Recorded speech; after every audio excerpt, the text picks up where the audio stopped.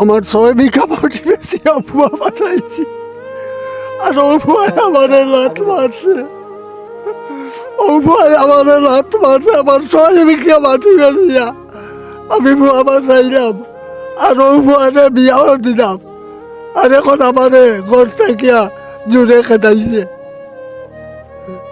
আপুনি আপোনাৰ ল'ৰাৰ ঘৰত গৈছিল নে? গেছি আপোনাৰ ল'ৰাৰ ঘৰৰ পৰা আপোনাক আঁতৰাই দিছে। আঁতৰাই দিছে, কৈছে কোনো জায়গা দিত নাই, তেল আমাৰই মাৰ কৰে দিছে ৰাস্তাত। কিমান বৰ্বৰতা হ'লে, কিমান অমানুহ হ'লে মানুহে নিজৰ পিতৃক ঘৰৰ পৰা ওলাই দিয়ে। প্ৰিয় দৰ্শক, আপোনালোকে নিশ্চয় গম পাইছে। মার শরীরও বেমারের কারণে আমি হাঁটতাম পারি না, এত বেমার হয়েছে, চোখে দেখিও না, এইরকম বেমার হয়েছে। এই মানে আমি আর বাঁচিবার আমার আর কোনো উপায় নাই, একটা উপায় করে দেও। আমি ওলা অবস্থাত আপোনাৰ পৰিয়ালত কোনোবা আছেনে এতিয়া? কোনো নাই। আপোনাৰ ল'ৰা আছেনে?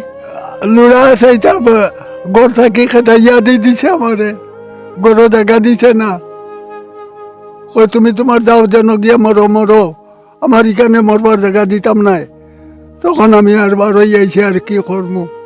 আপোনাৰ ল'ৰা ছোৱালী আছেনে? আছে, লুড়া আছে। আপোনাৰ ল'ৰা ছোৱালীয়ে আপোনাৰ খবৰ লয়নে? লয় না, নলয়। না। আমি মাত্র 5 কিলো চাল পাই, এই 5 কিলো চাল দিয়ে আমি কি বাঁচি? বৃদ্ধ পেনশন পাই 250 দিয়ে কি বাঁচি? সহায় আপোনালোকে বহুতক কৰি আছে, এই ব্যক্তিজনকো কৰক। হয়তো আজি আছে, হয়তো কালি নাথাকিব পাৰে, আপোনাৰো এনে পৰিস্থিতি হ'ব পাৰে। এটা কথা আছে গৰু নাবাই হাল, তেনে গৰু থকাতকৈ নথকাই ভাল।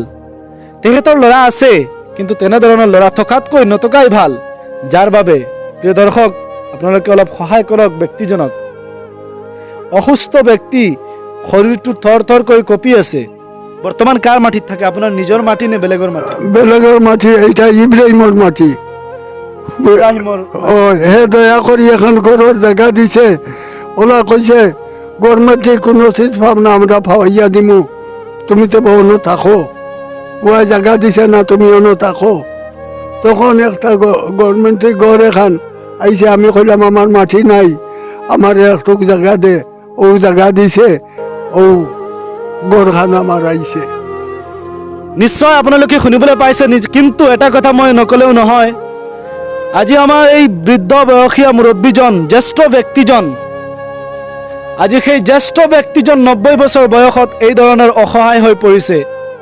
দুজন ল'ৰা, এজন কৈছে যে নিসন্তান হৈ গ'ল, আন এজনে নাচায়।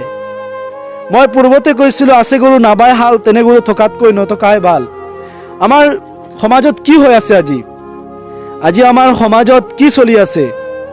আমি কোনটো সমাজত বাস কৰি আছো? আমি কাক লৈ প্ৰশংসা কৰিম? আমি মানৱ শ্ৰেষ্ঠ জাতি হৈও আমি ইমান নিকৃষ্টকৈ কিয় চাওঁ? কানু দাস ডাঙৰীয়া যদি কথাখিনি শুনিবলৈ পাইছে, নিশ্চয় আপোনাৰ কাণত গৈছে। আপুনি কথাখিনি শুনক, আপোনাৰ পিতৃৰ ফালে চাওক।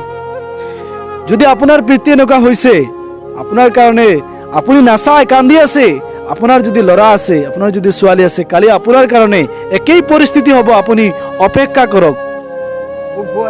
আপোনাৰ বাৰু লাজ নালাগেনে? আপোনাৰ পিতৃয়ে এইদৰে হুক হুকাই কান্দি আছে।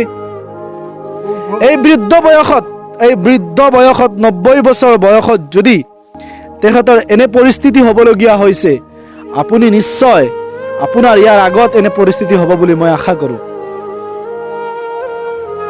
কোনখন সমাজত আপুনি আছে? তেখেতৰ কেৱল মাত্ৰ এখন ঘৰত কোনো ব্যক্তি নাই, ৰান্ধি দিবলৈ পানী অলপ কোনোবাই তুলি দিবলৈ নাই। ৰাতি যদি কিবা অসুবিধা হয়, সেই ব্যক্তিজন কোনোবাই সহায় কৰিব পৰা এজন ব্যক্তি নাই। আপোনাৰ ল'ৰাক যিমান শিক্ষা দিয়ক, মই এটা কথা কওঁ, আপোনাৰ ল'ৰাক, আপোনাৰ ছোৱালীক যিমান শিক্ষা নিদিয়ক কিয়, যিমান উচ্চ শিক্ষিত নকৰক কিয়, যদি আপোনাৰ নৈতিক শিক্ষা নাথাকে, এনে শিক্ষাৰ কোনো মূল্য নাই।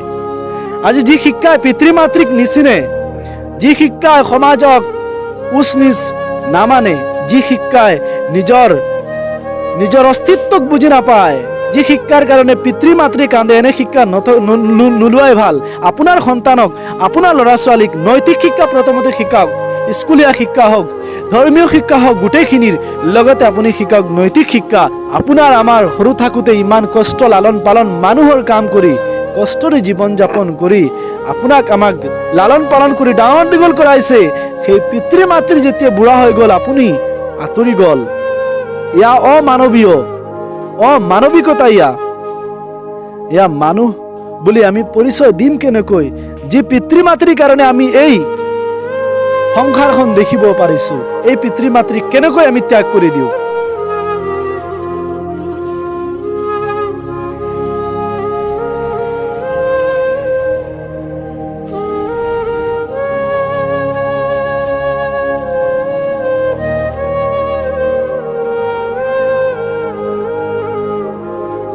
প্ৰিয় দৰ্শক, আপোনালোকে ভিডিঅ'টো যিমান পাৰে শ্বেয়াৰ কৰিব আৰু লগতে এই ব্যক্তিজনক অলপ সহায় কৰিব।